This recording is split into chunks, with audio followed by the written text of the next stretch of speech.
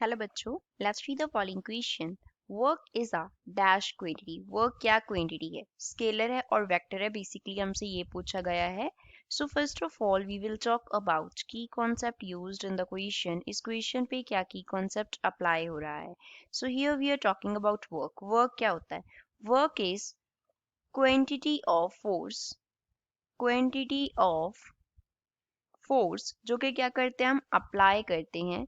Apply on a body while movement through certain distance, while movement through certain distance।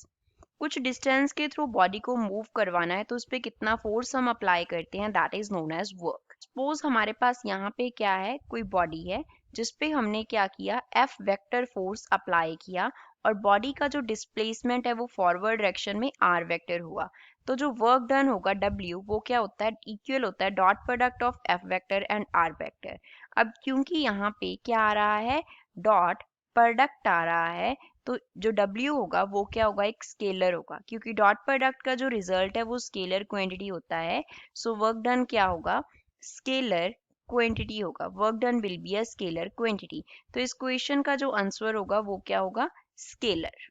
अब हम little bit additional information की बात कर लेते हैं। Additional information about work.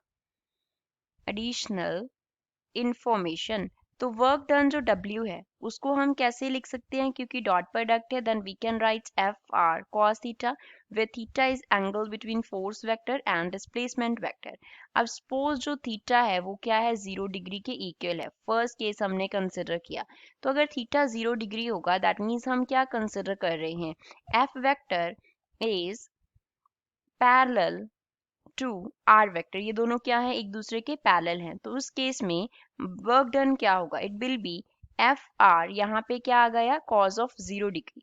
Cos 0 degree 1 होता है तो फोर्स का वैल्यू आता है F R. Cos 0 degree is equals to 1। तो यहाँ पे जो वर्क डन है वो क्या रहता है, मैक्सिमम। सेकेंड केस, जो थीटा है सपोज वो किसके इक्वल है, 90 डिग्री के इक्वल है। तो जो एफ वेक्टर है वो क्या हो गया, परपेंडिकुलर हो गया। F vector is perpendicular to R vector. R vector की वो परपेंडिकुलर हो गया। तो इस केस में जो वर्क डन होगा वो कितना होगा, F are cause of 90 degree. Cos 90 degree 0 होता है तो वर्क डन 0 हो जाएगा। कॉस 90 डिग्री 0 होता है तो इस केस में वर्क डन 0 होगा। पहले जो वर्क डन हुआ था वो क्या हुआ था, मैक्सिमम।